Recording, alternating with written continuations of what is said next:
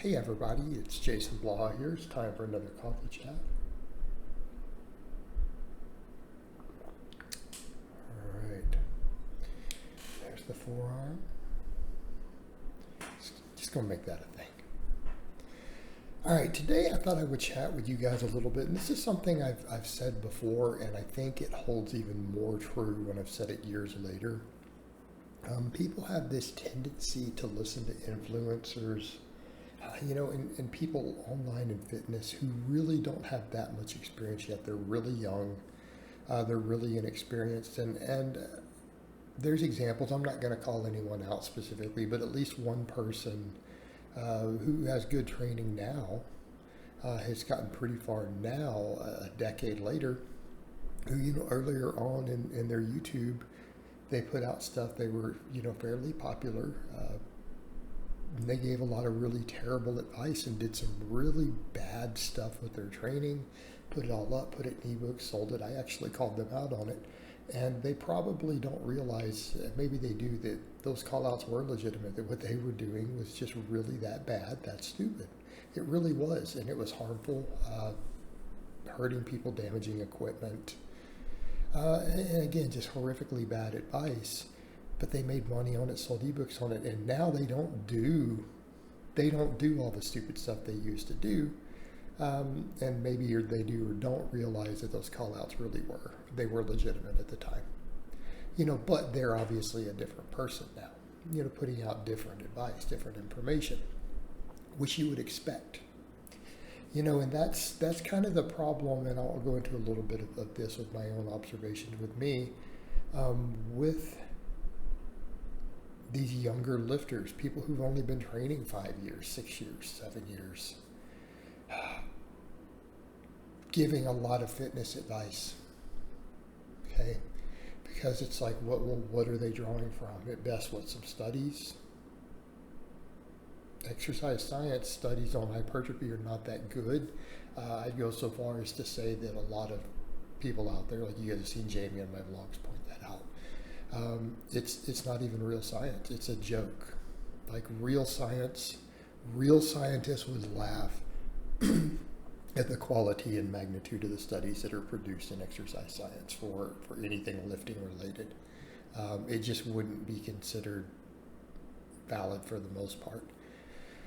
You can draw a few minor trends from it, and there's some okay trends to draw. So it's not that great of a source of information, but what do you end up seeing?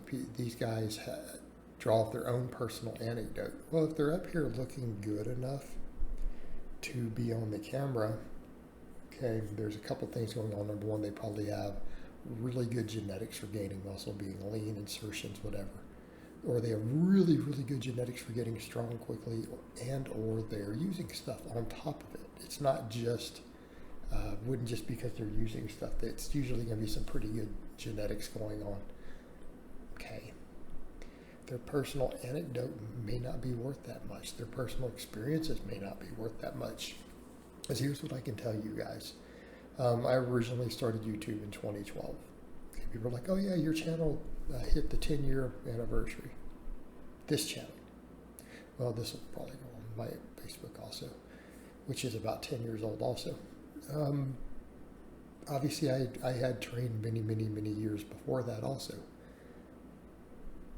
Was very active in different lifting communities, exchanging information, did a little coaching, here and there, some personal training here and there throughout that. But I can honestly say that even at like 15-year mark of 15 years of experience, my knowledge was good enough to put out some basic novice programs. It was good enough to train a few people. I don't know that it was good enough that it should have been considered great or gospel type advice. Okay, fast forward a decade later, now I've been coaching full time for quite a few years at this point, to where it comprises something that I do almost 7 days a week. Some form of my coaching is done 7 days a week with very few exceptions. That is year round, with an occasional day off. Right, year round. In that time, the knowledge I've personally picked up has increased tenfold.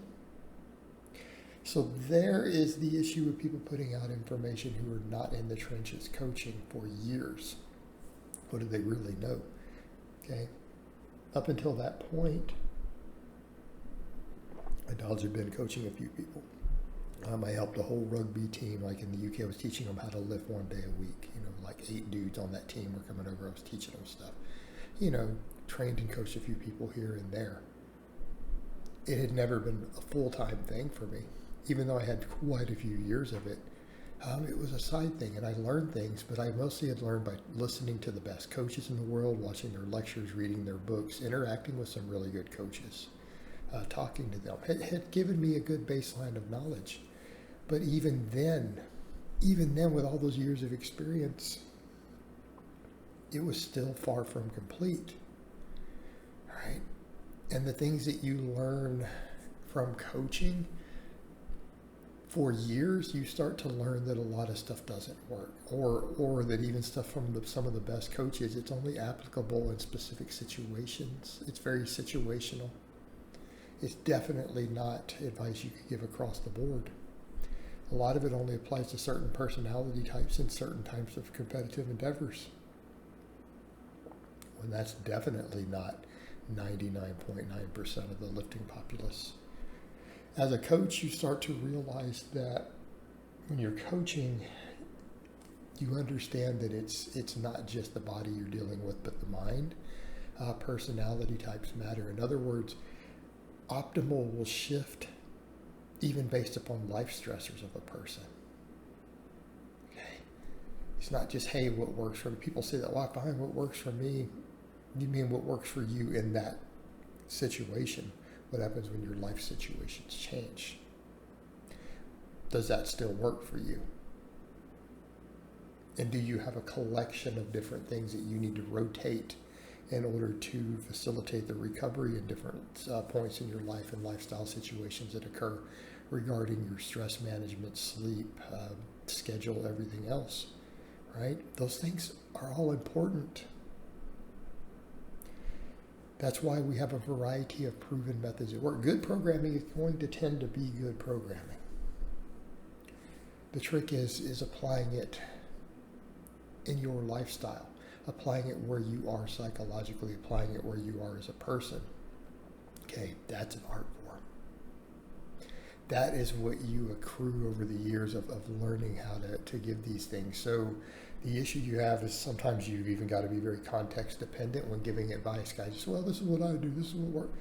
Not necessarily. We have to be able to frame these things in a context, and at times something can be conflicting advice, because in one situation this is the right thing, and in a slightly different situation something very different is the right thing. They're both good advice. And I'm not trying to muddy the waters here, because in a lot of ways training is really very simple. At least I think it is, but then I realize when I chat with fans out there, to me things that are apparently obvious in training, they're like, the answer can be a little condescending, and it's because to me I don't grasp how anyone who's gotten under a barbell doesn't get that, that point that I'm making. But then I realize they don't have 2 decades of training experience. They haven't coached people. Maybe they really don't know. Maybe they really don't know that a pin squat and a pause squat are opposites. They're almost opposites in the way the forces are placed on the body on extreme ends of the scale. That they're so vastly different that they shouldn't even be considered close to the same exercise. They're extreme variations of the back squat, the 2 most furthest extremes in terms of the way force is applied to the body. But to me, that just seems like common sense. Like, you should be able to look at the movement and know that. But then I've got people 5, 6, 7 years, 10 years of training experience asking those questions who don't realize that. So again, we come over to that point. You accumulate knowledge over the years and decades. Over the decades. The people who are often giving out tons of advice simply do not have enough experience. Even if they have 1 million followers, they don't have enough experience to really give good advice yet. And it's not a knock. It just has to do with where they are in their path in life. And that's something people have to think about when they're looking at getting advice.